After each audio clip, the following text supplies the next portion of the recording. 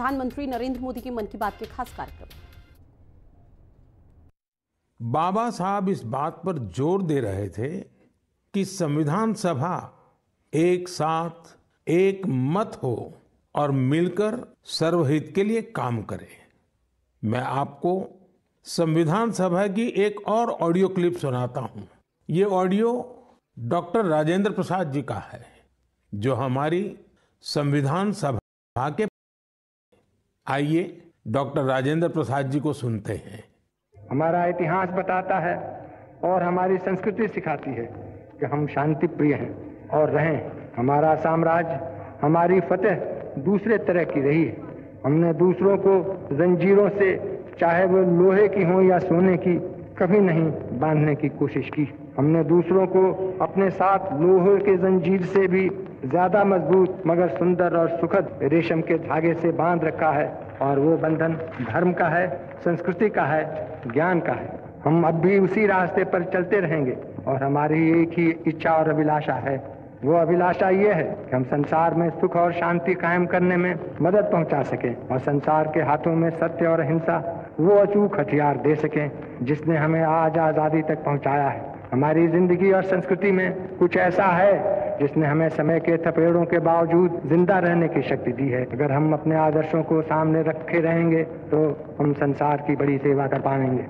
साथियों, डॉक्टर राजेंद्र प्रसाद जी ने मानवीय मूल्यों के प्रति देश की प्रतिबद्धता की बात कही थी। अब मैं आपको डॉक्टर श्यामा प्रसाद मुखर्जी की आवाज सुनाता हूं। उन्होंने अवसरों की समानता का विषय उठाया। डॉक्टर श्यामा प्रसाद मुखर्जी ने कहा था, I hope, sir, that we shall go ahead with our work in spite of all difficulties and thereby help to create that great India, which will be the motherland of not this community or that, not this class of it, but of every person, man, woman and child inhabiting in this great land, irrespective of race, caste, creed or community. Everyone to have an equal opportunity so that he or she can develop himself and herself according to the best talent and serve the great common motherland of their. साथियों, मुझे उम्मीद है आपको भी संविधान सभा की debate से ये ओरिजिनल ऑडियो सुनकर अच्छा लगा होगा। हम देशवासी को इन विचारों से प्रेरणा लेकर ऐसे भारत के निर्माण के लिए काम करना है जिस पर हमारे संविधान निर्माताओं को भी गर्व हो। साथियों, गणतंत्र दिवस से एक दिन पहले 25 जनवरी को नेशनल वोटर्स डे है। ये दिन इसलिए अहम है क्योंकि इस दिन भारतीय निर्वाचन आयोग की स्थापना हुई थी। Election commission. हमारे संविधान निर्माताओं ने संविधान में हमारे चुनाव आयोग को लोकतंत्र में लोगों की भागीदारी को बहुत बड़ा स्थान दिया है। देश में जब 1951-52 में पहली बार चुनाव हुए तो कुछ लोगों को संशय था कि क्या देश का लोकतंत्र जीवित रहेगा। आपका जेमस्टोन असर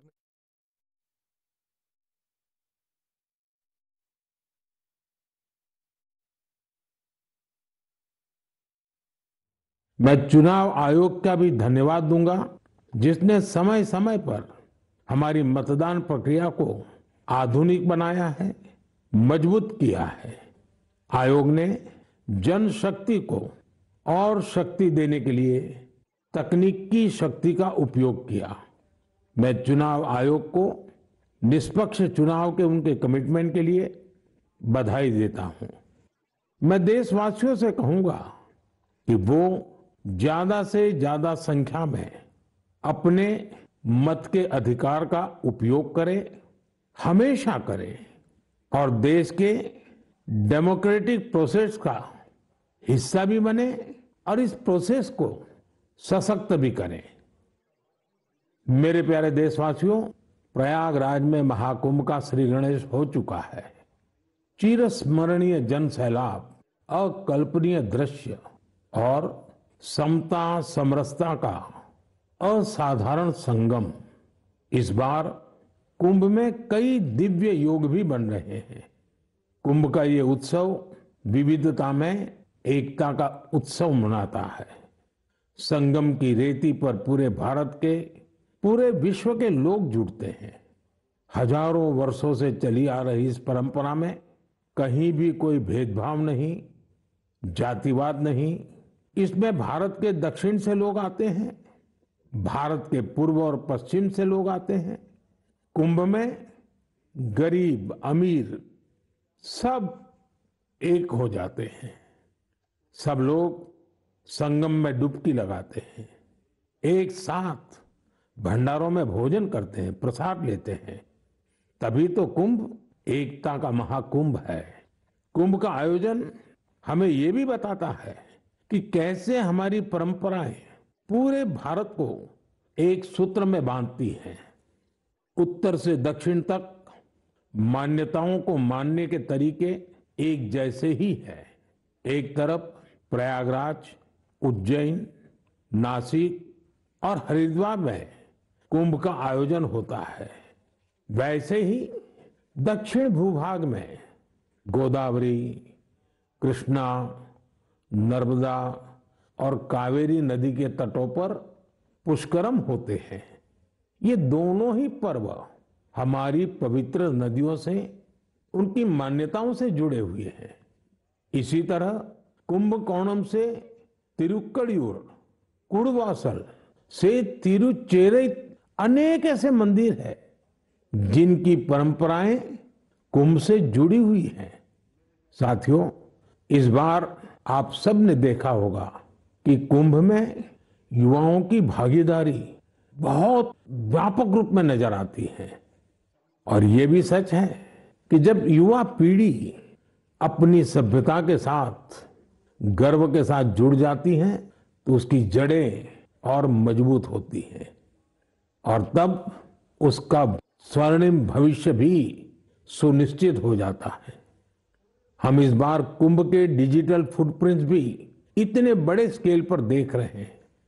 कुंभ की ये वैश्विक लोकप्रियता हर भारतीय के लिए गर्व की बात है।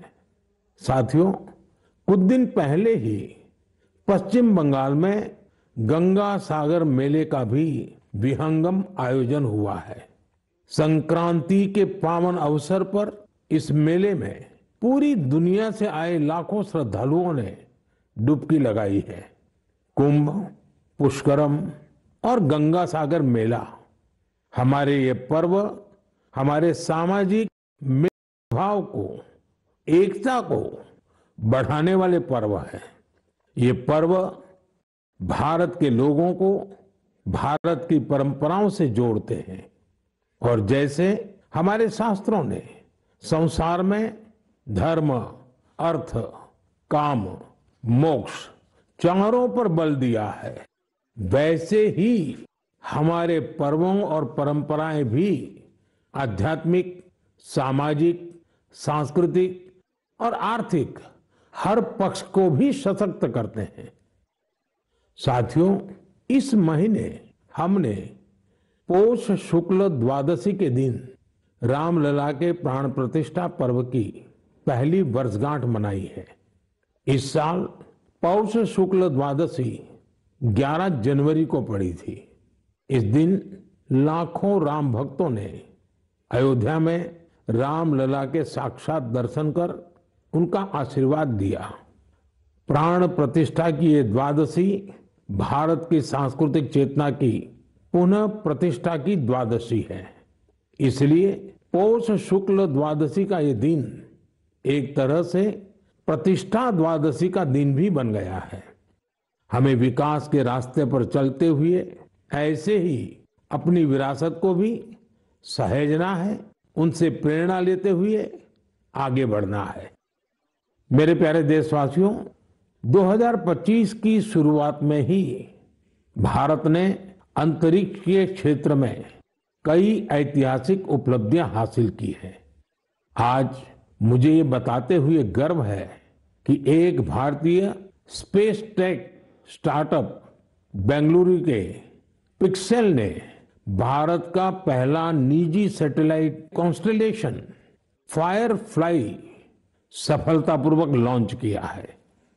यह सैटेलाइट कॉन्स्टेलेशन दुनिया का सबसे high resolution hyper spectral satellite constellation है।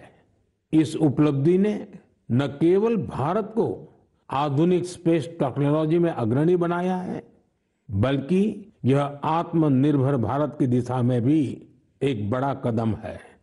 ये सफलता हमारे निजी स्पेस सेक्टर की बढ़ती ताकत और इनोवेशन का प्रतीक है। मैं इस उपलब्धि के लिए पिक्सेल की टीम, इसरो और इन स्पेस को पूरे देश की ओर से बधाई देता हूं। साथियों, कुछ दिन पहले हमारे वैज्ञानिकों ने स्पेस सेक्टर में ही एक और बड़ी उपलब्धि हासिल की। सैटेलाइट्स की स्पेस डॉकिंग कराई है। जब अंतरिक्ष में 2 स्पेस क्राफ्ट कनेक्ट किए जाते हैं तो इस प्रक्रिया को स्पेस डॉकिंग कहते हैं। यह तकनीक अंतरिक्ष में स्पेस स्टेशन तक सप्लाई भेजने और क्रू मिशन के लिए अहम है। भारत ऐसा चौथा देश बना है जिसने ये सफलता हासिल की है।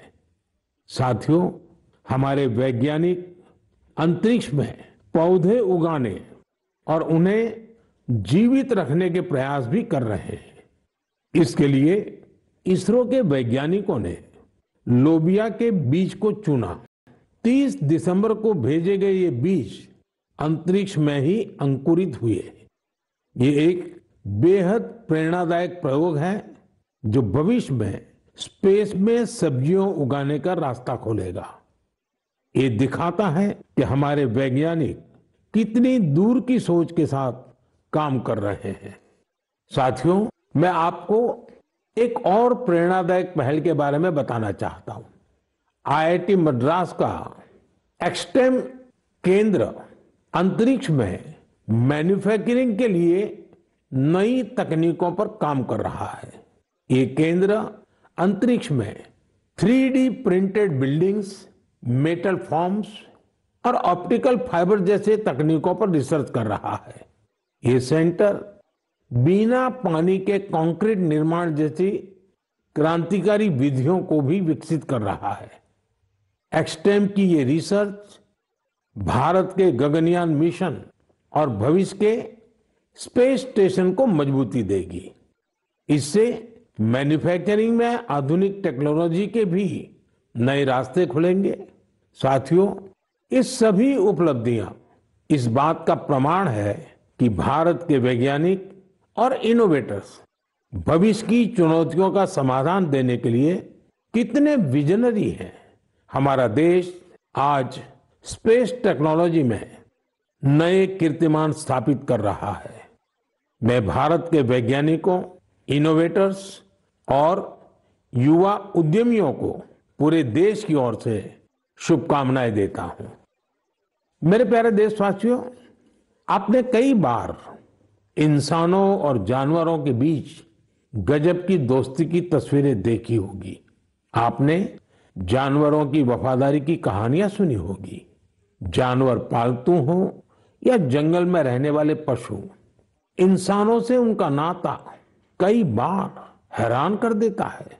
जानवर भले बोल नहीं पाते, लेकिन उनकी भावनाओं को, उनके हाव भाव को इंसान भली भांति भांप लेते हैं। जानवर भी प्यार की भाषा को समझते हैं, उसे निभाते भी हैं। मैं आपसे असम का एक उदाहरण साझा करना चाहता हूं। असम में एक जगह है नौगांव। नौगांव हमारे देश की महान विभूति श्रीमद शंकर देव जी का जन्मस्थान भी है। यह जगह बहुत ही सुंदर है। यहाँ हाथियों का भी एक बड़ा ठिकाना है। इस क्षेत्र में कई घटनाएं देखी जा रही थी जहां हाथियों के झुंड फसलों को बर्बाद कर देते थे। किसान परेशान रहते थे, जिससे आसपास के करीब 100 गांवों के लोग बहुत परेशान थे। लेकिन गांव वाले हाथियों की भी मजबूरी समझते थे। उन्हें पता था कि हाथी भूख मिटाने के लिए खेतों का रुख कर रहे हैं, इसलिए गांव वालों ने इसका समाधान निकालने की सोची। गांव वालों की एक टीम बनी जिसका नाम था हाथी बंधु। हाथी बंधुओं ने सूझबूझ दिखाते हुए करीब 800 बीघा बंजर भूमि पर एक अनूठी कोशिश की। यहां गांव वालों ने आपस में मिलजुल कर नेपियर ग्रास लगाई। इस घास को हाथी बहुत पसंद करते हैं। इसका असर ये हुआ कि हाथियों ने खेतों की ओर जाना कम कर दिया। यह हजारों गांव वालों के लिए बहुत राहत की बात है। उनका ये प्रयास हाथियों को भी खूब भाया है।